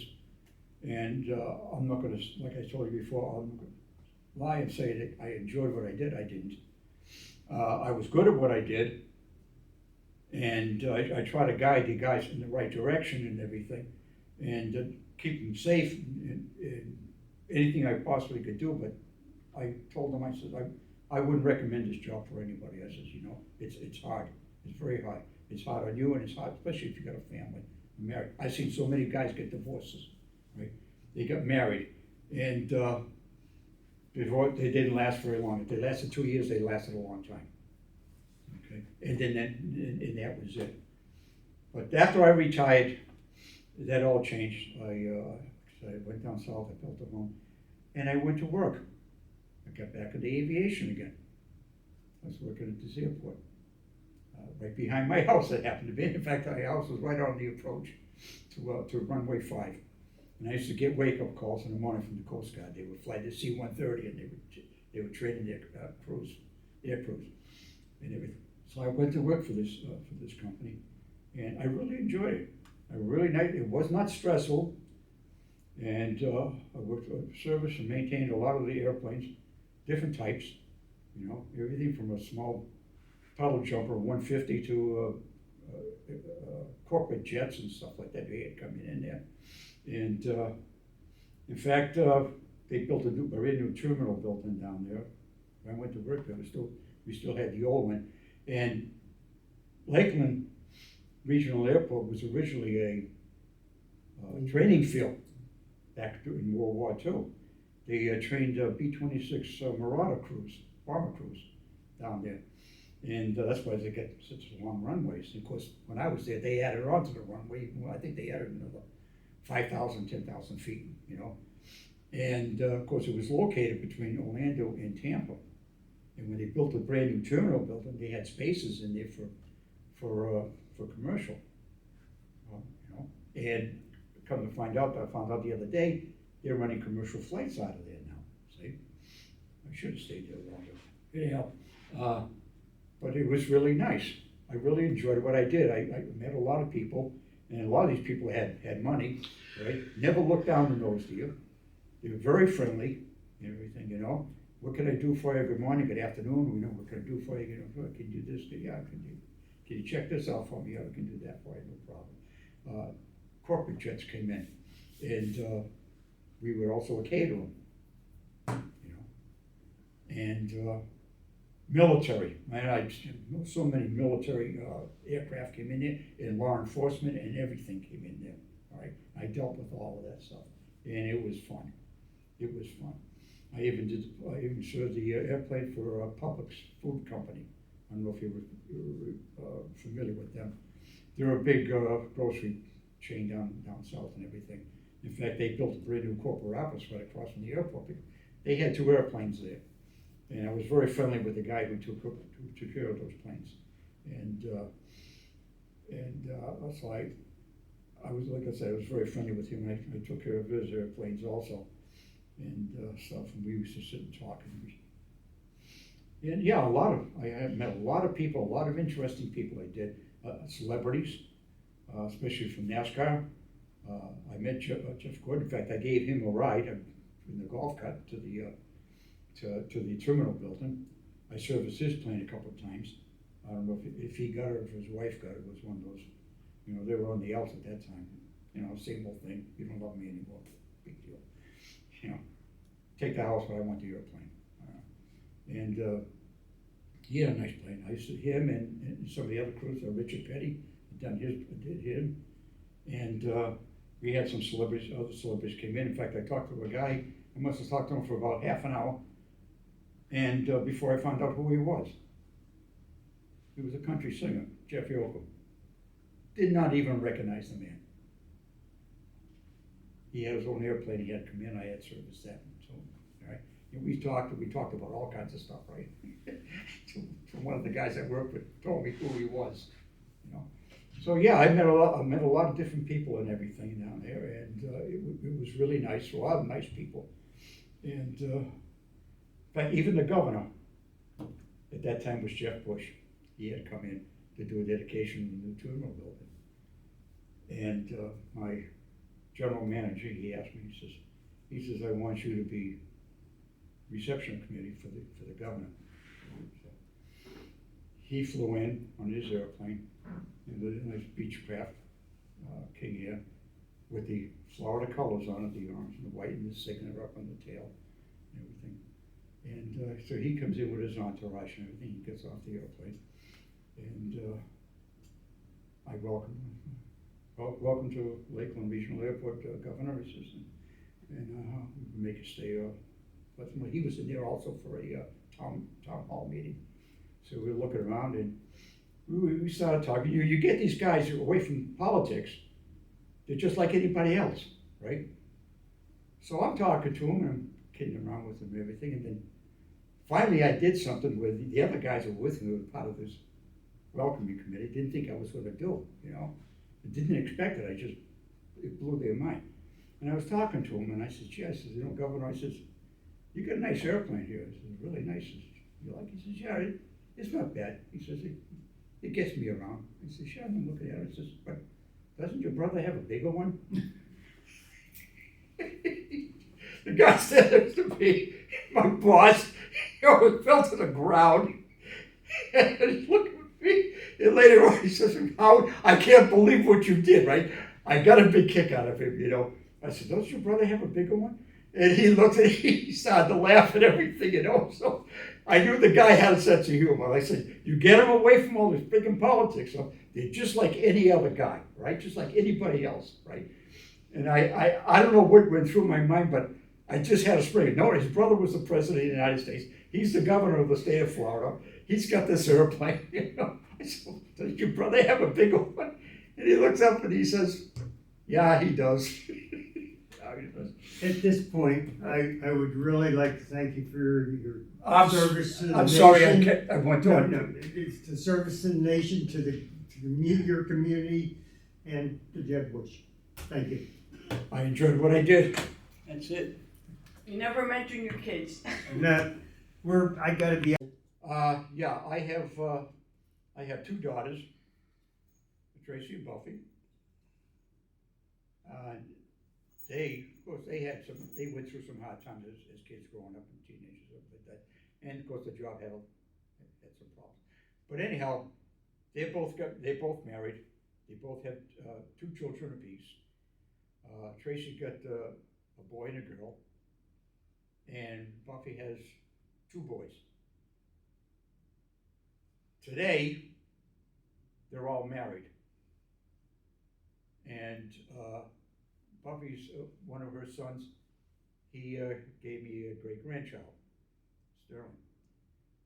And now I have another great-grandchild on the way from Tracy's 2 boys, Trevor and Christine. And so, yeah, I have four grandchildren, three grandsons and one granddaughter. And three out of the four are in the medical field.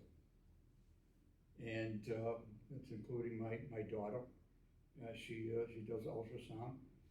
My grandson Trevor, he's a physician's assistant, and his wife is a nurse, and my granddaughter is also a nurse.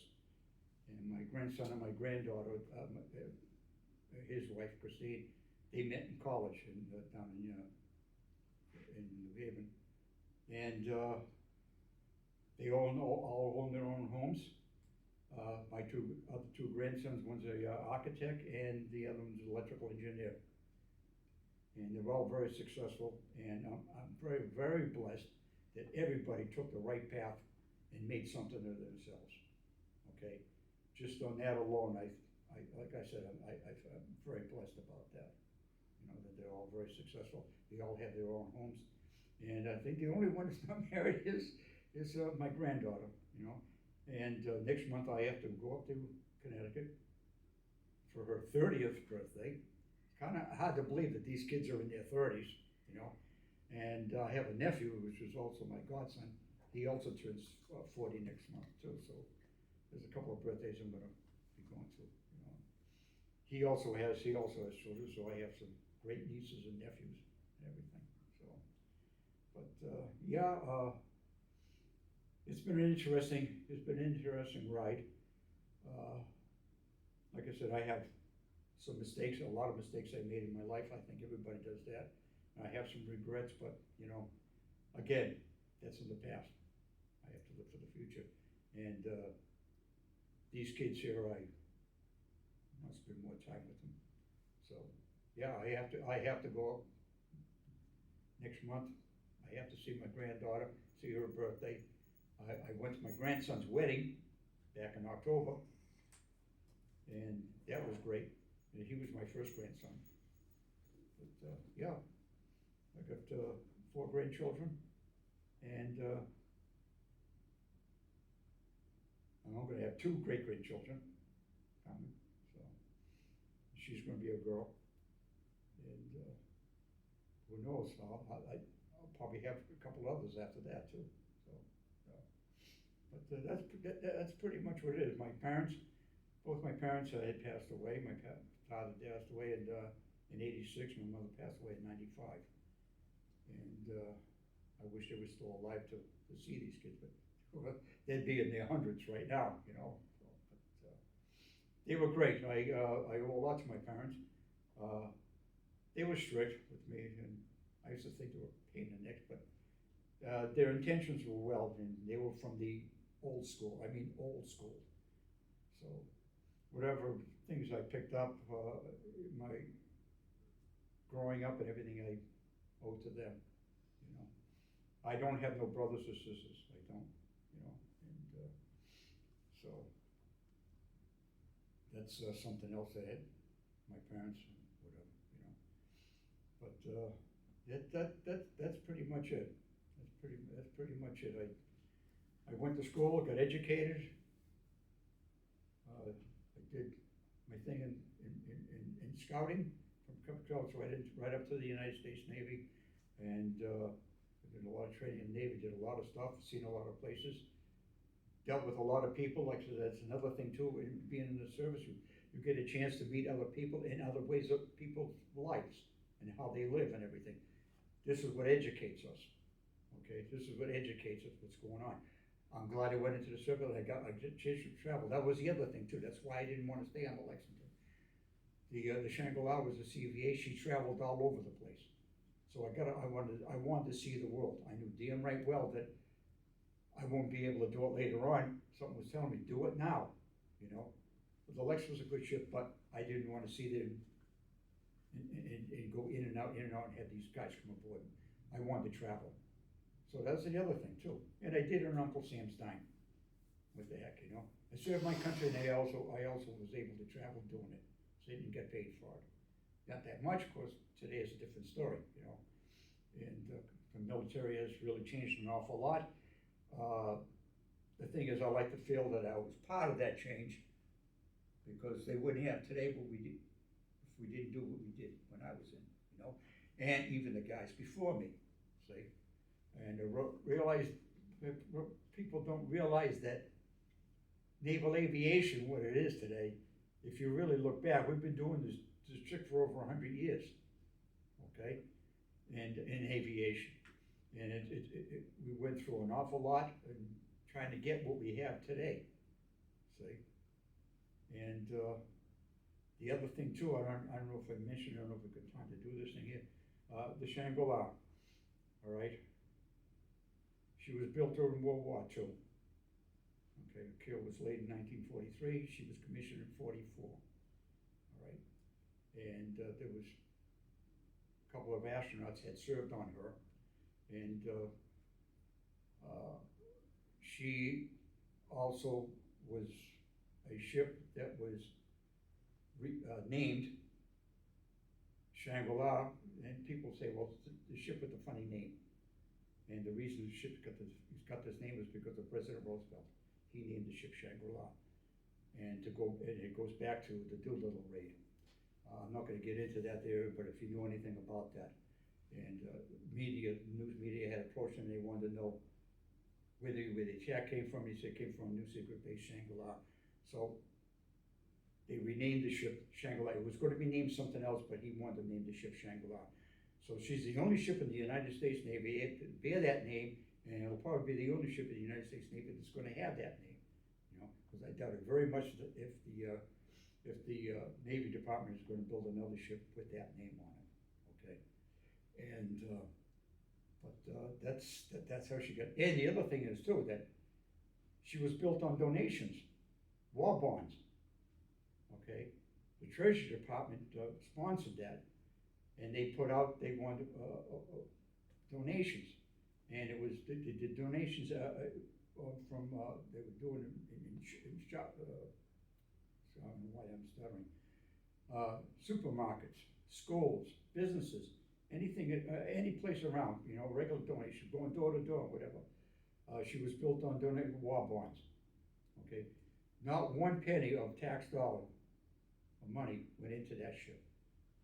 Okay, so I feel they shouldn't have scrapped it. If any ship, they should have kept was that one there, because the ship really belonged to the people. They paid it out of their own pocket, not tax dollars. But anyhow, that's what that. We had I had fun on it because it was good, you know, like anything. It was good and bad. Okay, I had a woman in Giant Eagle one day. She was standing behind me at the checkout counter. She saw my jacket. I have a jacket with my patches and everything on. And she says to me, she says, "You certain name?" I said, "Yes." She says, "What you do?" I said, "I did a lot of things." And I said, and I told her.